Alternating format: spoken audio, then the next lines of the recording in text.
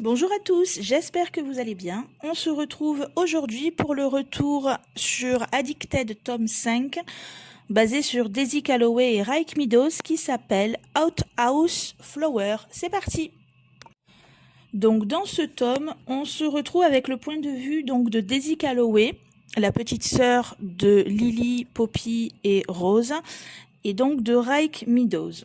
Donc là, on se retrouve sur une trope age gap de 7 ans entre les deux protagonistes, sachant que Daisy a 18 ans dans le tome 5 et Raik en a 25. Donc Daisy, en fait, c'est la petite sœur, donc comme je disais, de Lily, Rose et Poppy, et elle a 5 ans de différence avec Rose. Donc 5 ans avec Rose et il me semble 3 ans avec Lily. Donc en fait, elle se sent beaucoup plus proche de Lily que de Rose. Mais tout en étant proche, elle se sent tout de même en décalage par rapport à ses grandes sœurs, parce qu'elles n'ont pas le même délire, pas forcément le même délire, pas les mêmes centres d'intérêt. Enfin voilà, elles se sentent toujours éloignées, quoi. Et du coup, elles se sentent toujours seules, en fait, au final. Donc Daisy, ce qu'il faut savoir, c'est que, alors, c'est la plus délurée des sœurs. C'est la plus délurée, c'est la plus casse-cou, c'est la plus celle qui aime vivre le plus dangereusement, façon de parler, faire des trucs complètement débiles, j'ai envie de dire. Enfin, complètement débiles. Non, pas complètement débiles, mais par exemple, dans le tome 2, pour remettre dans le contexte, c'était un tome où on suivait Lily, et Lily est allée avec avec Daisy. Elle est allée à Cancun et Daisy a sauté d'une falaise normale. Et puis elle s'est régalée, hein. Franchement, si elle pouvait recommencer, elle le referait, hein. Donc voilà, c'est vraiment faire des trucs totalement délurés, parce que de toute façon, on n'a qu'une vie, et voilà quoi. Enfin bref, donc Daisy, on a commencé à la voir dans le tome 3. Donc le tome 3, c'était Addicted After All. Non, Addicted for Now, pardon, excusez-moi. Et donc elle avait 16 ans.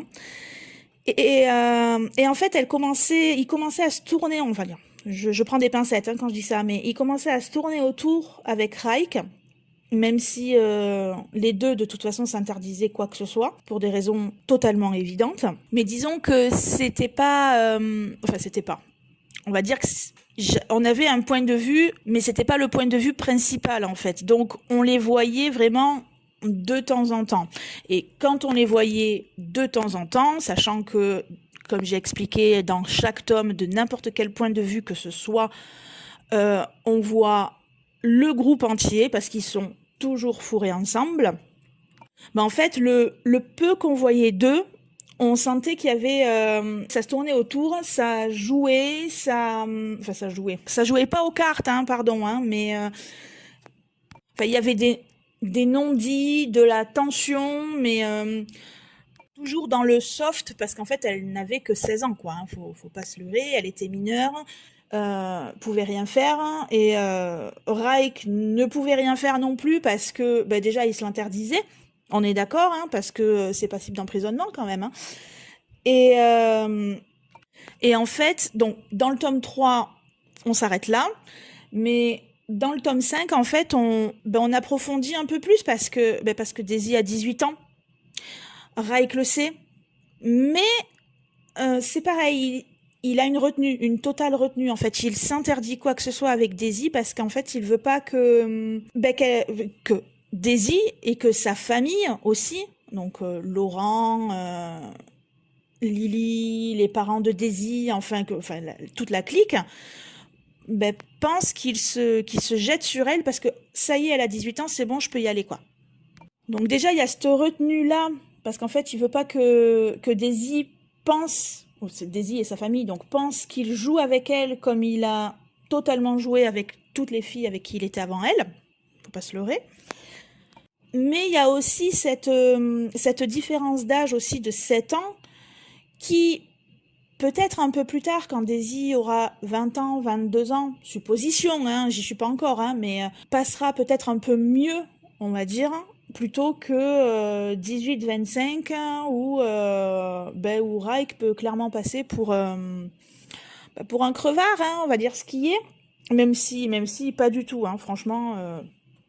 Au final, pour avoir passé 4 tomes entiers avec lui, même si c'était pas son point de vue à lui, Reich est totalement green flag, hein, mais totalement quoi. Il sauve tout le monde. D'ailleurs, c'est l'un des protagonistes en fait qui se sent, enfin, on a l'impression qu'il a le devoir en fait de sauver tout le monde. Voilà, il est là pour. T'as un problème, c'est pas grave, t'inquiète, je vais t'aider. Au pire, je vais casser la gueule aux gens, il y a pas de problème, mais t'auras plus de soucis à la fin de la journée, quoi. Donc, alors, le tome 5, c'est le premier tome que j'ai lu du point de vue de Daisy et Reich. Je crois qu'il y en a un second. Ce sera le tome 9, mais alors j'y suis pas du tout. Alors, pas du tout. Et en fait, Daisy, j'ai l'impression qu'elle semble totalement... Enfin, j'ai l'impression, non.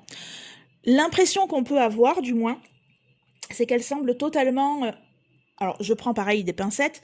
Elle semble totalement à part des problèmes de toute la famille. C'est-à-dire que, par exemple, Lily et Laurent ont des problèmes d'addiction. Rose a des problèmes relationnels. Enfin, relationnels. Avec Connor, enfin ça pour ça on en a parlé dans le tome 4. Et en fait, Daisy, elle est tellement solaire comme jeune fille, elle est tellement... elle arrive, elle sourit tout le temps, elle rigole tout le temps, elle est casse-cou, ok, elle vit dangereusement, mais c'est ça en fait, tu vas lui proposer d'aller faire de la moto alors qu'elle sait pas faire de la moto, et ok, pas de problème, on y va, puis si je tombe, c'est pas grave, je me relève, on s'en fout. Donc ouais, en fait, Daisy, on a l'impression qu'elle est en vacances. Elle va voir ses sœurs, elle est tellement heureuse de tout que voilà, elle passe un bon moment et tout va bien. Et du coup, dans ce tome-là, on apprend que... Alors, on le savait déjà d'avant, hein, mais Daisy fait du mannequinat. Voilà, donc Daisy fait du mannequinat pour faire plaisir à sa mère, Samantha Calloway. Bon, clairement, c'est pour lui faire plaisir, hein. Parce que ce qu'il faut savoir aussi, c'est que Samantha Calloway, en fait, elle veut le meilleur pour ses filles. Mais elle s'y prend très très très mal. Très mal. Dans le sens où, par exemple, dans le tome 4, on a appris que Rose Calloway avait une société, donc Calloway Couture. C'est sa mère, Samantha, qui l'a incité à avoir en fait cette société. Donc Rose est dans sa société, mais c'est pas pour ça que, enfin je parle de Rose, je fais une petite parenthèse, hein, mais c'est pas pour ça que Samantha n'est pas dans le coin en disant t'as fait ça aujourd'hui pour ta boîte, t'as fait ci aujourd'hui pour ta boîte. En fait voilà, elle laisse pas vivre Rose, qui est pourtant gérante de sa boîte, on est d'accord. Elle la laisse pas vivre en fait. Il faut toujours que Samantha derrière, elle supervise ceci, cela. Alors on la voit pas faire directement, hein, mais dans les paroles de ses filles, t'inquiète pas qu'on sait que Samantha est pas loin, quoi. Et en fait, pour Daisy, c'est la même chose. Donc Daisy, elle fait du mannequinat. C'est sa mère qui lui a, alors sur le papier, proposé. Et ce qu'il y a, c'est que, par exemple, dans le tome, pareil, dans le tome 4, bon, c'est bizarre parce que je fais pas le retour du tome 4, hein, je l'ai déjà fait, mais vu que là j'ai lu le tome 5 et que j'ai le point de vue de Daisy, en fait, je me rends compte de pas mal de choses que j'ai lues dans les précédents tomes, et même en ayant vu Daisy par-ci par-là, en ayant eu ses réactions alors que je n'avais pas son point de vue, je les comprends plus en étant là dans ce tome 5 et en ayant Daisy, en étant dans la tête de Daisy, quoi. Donc, qu'est-ce que je disais? Donc Samantha Calloway a dit à sa fille Daisy, écoute, chérie, toi tu vas faire du mannequinat. Daisy, comme en fait elle veut faire plaisir à tout le monde, alors ça c'est un truc chez elle, elle veut pas que les gens soient malheureux. Mais alors, genre elle veut pas, quoi. Elle veut pas, alors pour ça qu'elle est toujours solaire, toujours à sourire, toujours tout ça, mais ça l'embête, hein, que les gens soient malheureux, et même sa mère, alors elle sait que elle fait pas forcément les choses, enfin Samantha ne fait pas forcément les choses qu'il faut, Mais c'est pas grave, ça reste sa mère. Donc du coup, elle dit oui, ok, pour lui faire plaisir. Mais du coup, Samantha, là où elle gère les affaires de sa fille Rose pour sa boîte, et ben en fait, vu que Daisy est dans le mannequinat, en fait, elle l'empêche de manger. Enfin, ouais, elle l'empêche de manger, je vais dire une bêtise, des gâteaux ou n'importe quoi aux heures des repas. Enfin, non, pas aux heures des repas, justement. Elle l'empêche de manger en dehors des heures des repas pour, pour pas que sa fille grossisse, pour pas qu'elle arrête le mannequinat, en fait. Ah, mais quand j'ai su ça, mais ça m'a tuée, en fait. Donc, du coup, Daisy, voilà, elle est bridée par rapport à ça. Elle est bridée par rapport au fait qu'elle ne peut pas on va dire, voilà, manger à sa faim. Faut dire ce qui est à un moment donné. Elle peut pas manger ce qu'elle veut quand elle veut, parce que, alors, ses excuses, par exemple, quand, dans le bouquin, par exemple, ils vont, à un moment donné, ils vont aller dans un restaurant, ils vont manger ensemble et tout, machin. Et, euh, et bien sûr, va y avoir des parts de dessert un peu chez tout le monde, et Daisy va pas manger la sienne en disant non mais demain j'ai un shooting photo, donc non, ça va pas être possible. Et en fait, je réalise que dans n'importe quel tome jusqu'ici que j'ai lu, eh ben c'était ça.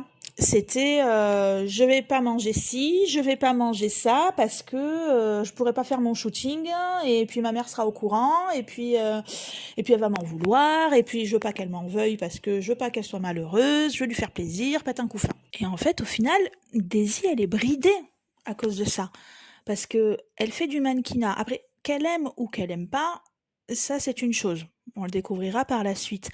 Mais elle est bridée parce que elle fait quelque chose, mais à côté de ça, elle peut pas vivre en fait. Elle peut pas vivre comme elle veut. Elle peut pas manger comme elle veut parce que derrière, il y a maman Calloway qui suit chaque gramme qu'elle peut prendre en fait. Parce que attention, si elle se fait virer des shootings, c'est une catastrophe. Donc peut-être que derrière son côté solaire, derrière son côté je rigole tout le temps, tout va bien, en fait, rien ne va. C'est possible aussi. Entre le mannequinat qu'elle n'a éventuellement pas choisi, plus la surmédiatisation dont elle a fait l'objet, peut-être que son côté solaire est là pour cacher le fait qu'il y a quelque chose qui va pas, quoi. Tout simplement. Et à côté de ça, on a Raik. On a Raik qui, lui, en fait, il est là pour Daisy.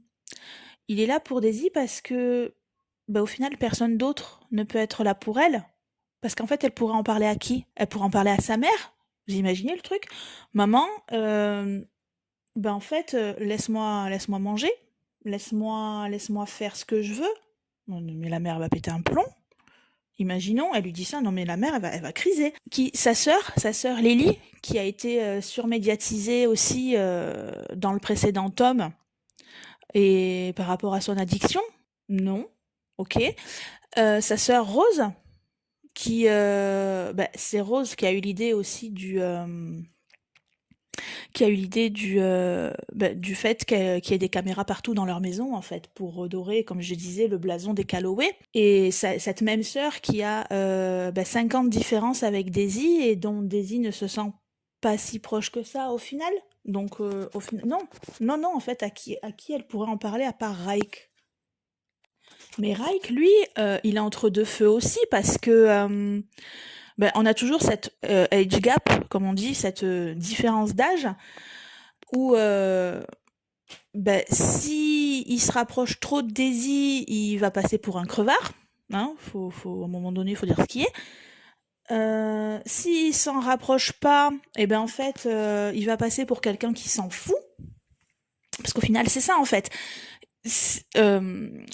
Alors, je dis pas que c'est les sœurs de Lily qui le lui reprochent. Je dirais plus, enfin, je le dis par rapport au précédent tome que j'ai lu, hein, mais il parle énormément avec Laurent, et Laurent lui dit ouais mais Daisy c'est quand même la petite sœur de ma copine, quoi, donc qu'est-ce que tu fais? Elle n'a que 18 ans, voilà, donc en fait en gros il se met pas avec pour ne pas passer pour un crevard. S'il se met avec, effectivement, il va tous les avoir sur le dos. Mais à côté de ça, s'il reste simplement ami avec Daisy, eh ben c'est pas bon non plus parce qu'en fait, il faut pas qu'il soit trop proche, mais il faut pas qu'il soit trop loin. Non, mais c'est ce bouquin en fait, alors je dirais pas que ça m'a retourné le cerveau parce que c'est pas vrai, mais en fait, j'avais alors pas des a priori, mais je savais pas comment aborder couple Daisy Reich. Je ne savais pas comment l'aborder parce que j'avais connu alors Lily et Laurent, c'était mes chouchous, c'était mes préférés, c'était les premiers que j'ai connus. J'avais Rose et Connor en second. Mais Lily Hello et Rose et Connor, en fait, on va dire, c'est pareil, je prends des pincettes en disant ça, mais ils ont l'âge, en fait. Ils ont 23, 24 ans, il n'y a pas une différence d'âge énorme, donc forcément, ça choque personne. Et, et en fait, ils ont l'âge façon de parler, de fricoter, tout ça, alors que Daisy étant plus jeune, alors comme je disais, bon c'est pareil, je me répète, mais j'ai tellement de choses à dire sur ce bouquin que elle se sent plus jeune que les autres. Si elle fait quelque chose, elle se le fait dire aussi. Donc voilà, on n'a pas le même degré chez Daisy que chez ses sœurs en fait. C'est deux poids deux mesures. Donc ce tome, pardon, je vais y arriver. Ce tome, il est différent en ça en fait. Les problématiques au final se ressemblent, mais sont abordées différemment de par l'âge en fait.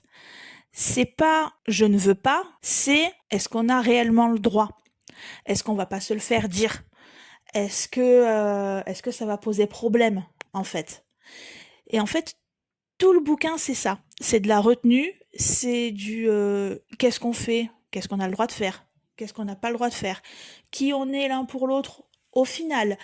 Et en fait, comme tous les autres bouquins, je me suis accrochée à l'histoire et je me suis accrochée aux personnages et, euh, et je les aime alors, je les aime chacun différemment. Je les aime pas moins que les autres, mais chacun apporte sa petite touche de quelque chose. Et ça, c'est pareil, je me suis encore répétée. Mais c'est pas grave. Et donc, au final, je ne me fixe pas sur un couple, je me focus pas sur un couple, mais sur un groupe. Et maintenant, j'ai l'impression que peu importe le point de vue, tant que je retrouve Lily, Laurent, Rose, Connor, Daisy, Reich, moi ça me va. Il peut se passer n'importe quoi de n'importe quel point de vue, ça me dérange pas en fait. Donc voilà, ce livre a été une très bonne lecture, hein, mais de toute façon c'est comme tous les autres livres d'Addicted, parce que je les adore tous autant qu'ils sont. Et donc du coup, pareil, hein, question pour la fin. Est-ce que vous avez déjà lu le livre? Qu'est-ce que vous en avez pensé? J'adorerais avoir vos retours, que je lis toujours avec énormément d'intérêt. Et je vous dis à très vite pour le retour de Addicted tome 6. Ce sera quoi? Ce sera Thrive, et ce sera du point de vue de Lily et Laurent. On revient du point de vue des premiers protagonistes que j'ai connus, donc Lily et Laurent. À voir comment ça va se passer. Bye bye!